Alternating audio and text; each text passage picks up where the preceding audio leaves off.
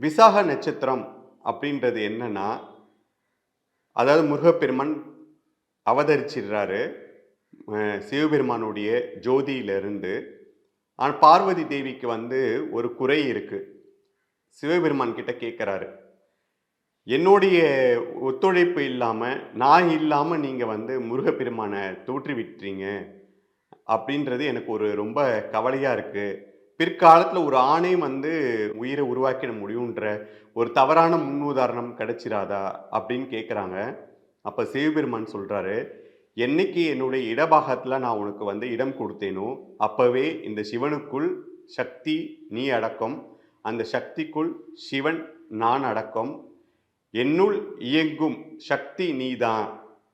உன்னுடைய சக்தியை திரட்டி தான் நான் வந்து முருகப்பெருமான வந்து தோற்றுவித்தேன்." அப்படின்னு சொல்றாரு. நம் இருவரும் சேர்ந்து தான் முருகப்பெருமான உருவாக்கியிருக்கோம் அப்படின்னு சொல்றாரு.